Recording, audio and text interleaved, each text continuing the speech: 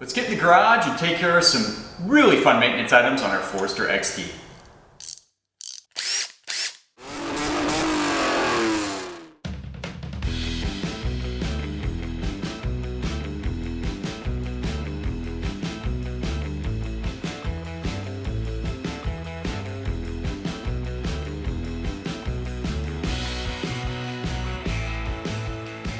Welcome back to the Auto Obsessive Garage. Chadwick with you again for another installment of Project OG FXT. That's our 2004 Subaru Forester XT. Today in the garage, we're gonna go ahead and do a couple big things that need to be done. That includes repairing the slave cylinder, which is causing our clutch pedal to not come all the way back up. We're gonna take care of that passenger ball joint, which we saw in our earlier inspection is totally expired, split open and the grease has come out, so I'm gonna show you guys how to do that. And then last but not least, let's put some fresh oil in the Forester. We're gonna do a full oil change on it. So, let's get in the garage and get some work done. Time to take care of the sticking clutch pedal. To access the clutch slave cylinder on the Forester XT, it is located directly below your top mount intercooler. So we're gonna have to pull this out to get access. I think there are ways to do it from the passenger side, but it's really tough. So let's just free up this room and take care of it. What's interesting is the master cylinder was replaced in 2015. They didn't do the slave cylinder at that time, and usually I'll see that when the reservoir for the master is leaking. They'll go ahead and just replace that and leave the slave cylinder if everything else is functioning. But right now, the slave cylinder clearly isn't functioning because our clutch pedal won't come back up. So let's get this intercooler out of the way. Basic tools for this guy is just some flathead screwdrivers to loosen some hose clamps. You might have to pry some old hoses, so just be aware that can be very tricky. 10 and 12 millimeter sockets to get everything else out. So let's get this intercooler out of the way.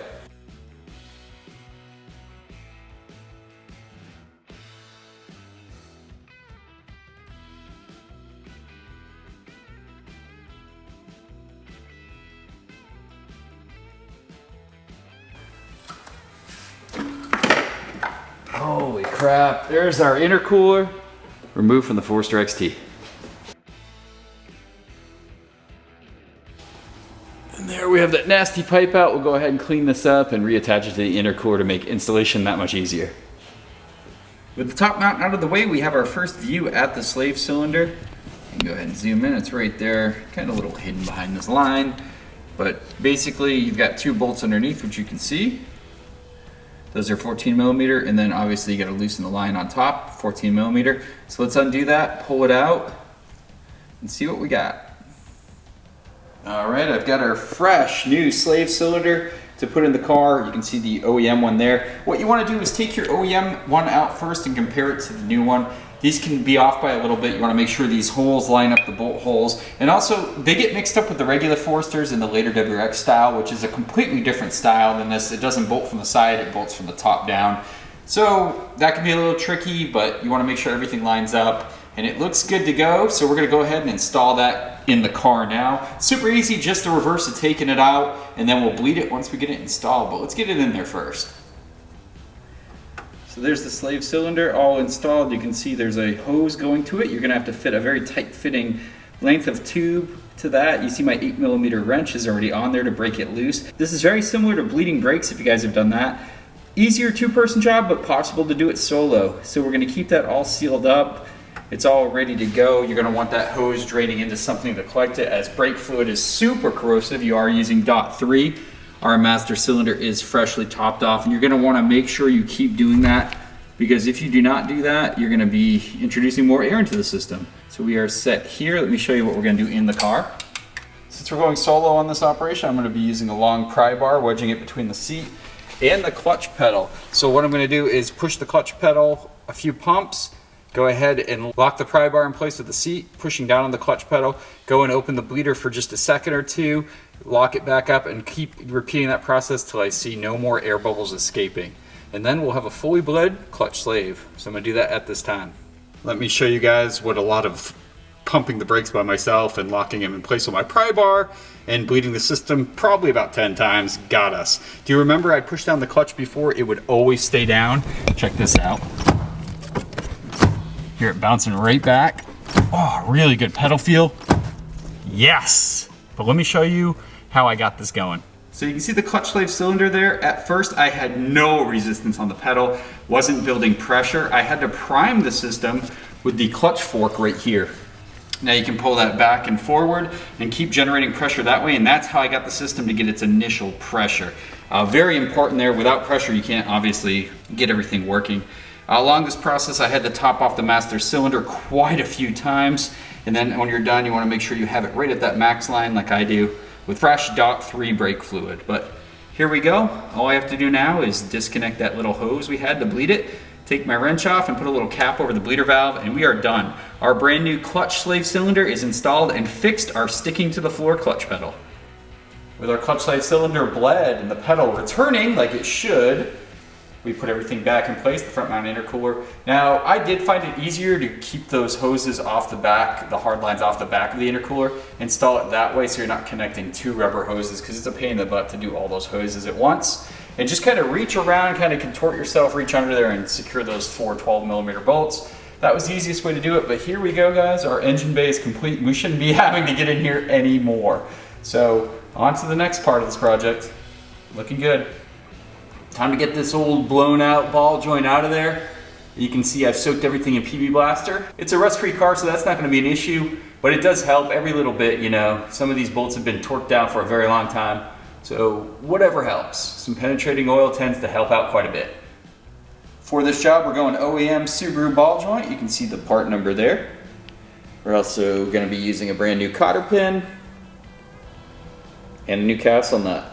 As far as tools go, just basic ratchets, pry bars, and pickle forks if you get in a pinch. Sometimes that ball joint doesn't want to come out from the lower control arm, so pickle forks are always nice. Pry bars, also very nice. But let's go ahead and get that ball joint out. All right, first things first, we got to get this cotter pin out.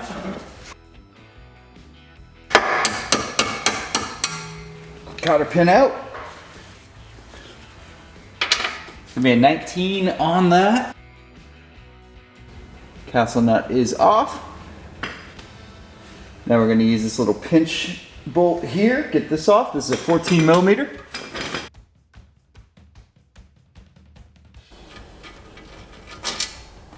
We'll be reusing that. We'll clean it up. We're going to go ahead and take this bottom bolt out for our sway bar end link, and that's going to give us more play in the lower control arm. We'll get that ball joint out.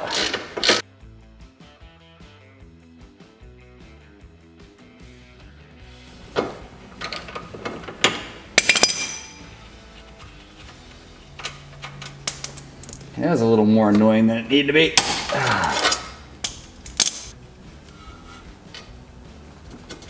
There we go. With the end link disconnected, the control arm will definitely drop a little easier now. So what I'm going to try to do now is some hammer blows to get this kind of loose within, up here in the actual knuckle and in the control arm, because that whole ball joint has to come out. So some hammer blows around it should help. If not, we'll go to pickle fork.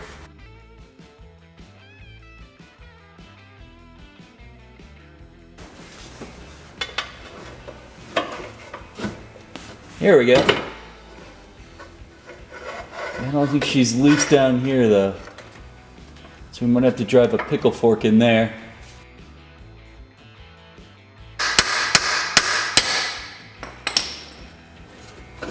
There we go. You'll know that soft popping feeling when it gets totally loose, so you can kind of pry down and we'll get that out. That was stuck in that lower control arm. All right.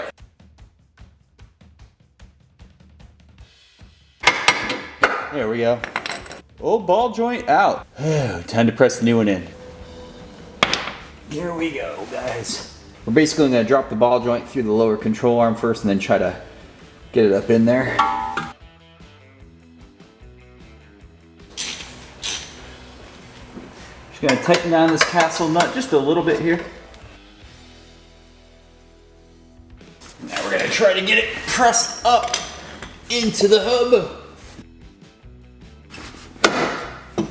That's a promising noise right there. We're not done with you, Mr. Hammer.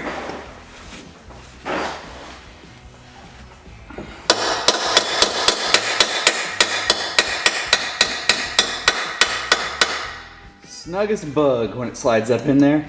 Time to put our pinch bolt in. That pinch bolt is going to be torqued to 49 Newton meters, which is about 37 foot-pounds.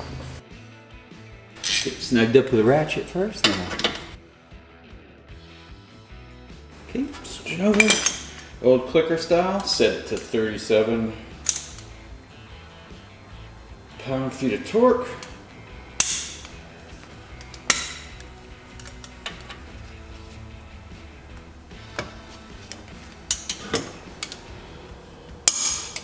Double check that. All right, pinch bolt is torqued to spec. The sway bar inlet's gonna be a pain in the ass. Let's see if I can give it some little love taps here. There we go. Perfect. Remember, we're gonna have to do something to hold that again. Probably those lock pliers, because it's already starting to spin. But let's get this torque down to spec down here. Get our castle nut. This is going to be a little less there. It's going to be torqued to only 39 Newton meters, which is about 29 foot-pounds of torque.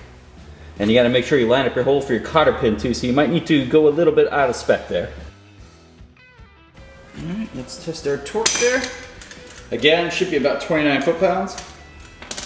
Go ahead and set our handy dandy clickable torque wrench here.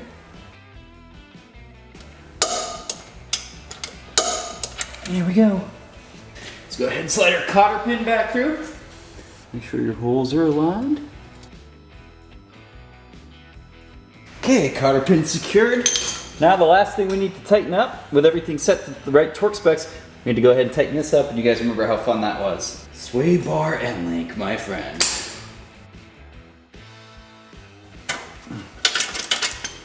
There we go, sway bar on there. And there you have it. A fresh new ball joint on our passenger side of our Forester XT.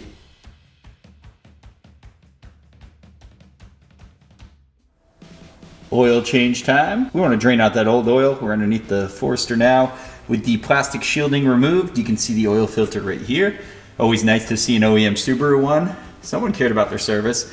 And we've got our oil pan right here, a little dirty. That can be coming from valve covers, that can be coming from the actual oil pan gasket, but we'll clean that up and see where that oil is coming from. I'm thinking it's valve covers because they haven't been touched in a while and they tend to leak right down there. So this is a 17 millimeter bolt. We'll go ahead and get that plug out of there, drain the oil, and then of course I'll clean the undercarriage here. It's not horrible, but could use a refresh for sure. So let's drain that oil out first. All right, we'll let it drain out of here first, then we'll get this filter off and let it drain there next. Let's see how much of this we can get in the pan from the get-go.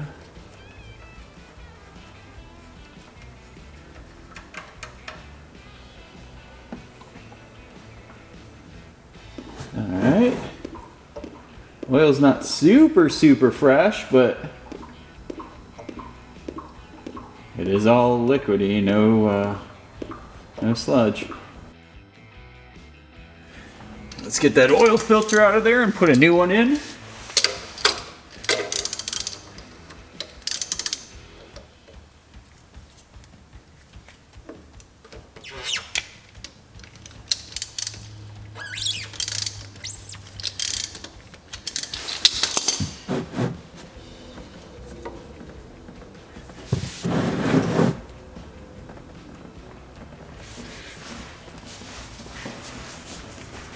Let that drip out for a little bit. No need to get our hands completely swamped here. All right, we can pull that filter down now.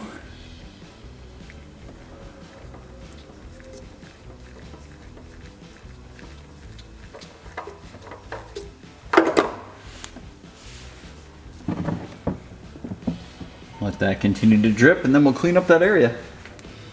Time to install our new oil filter. Obviously we're using an OEM Subaru one. So of course we're gonna put a little bit of oil around the gasket here just to help her seal on. No tools needed, guys, just send this by hand.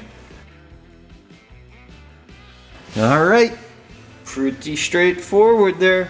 Now for the drain plug, before you just slap it back on there, you do want to replace, now I'm getting oil all over the new crush washer, but anyway.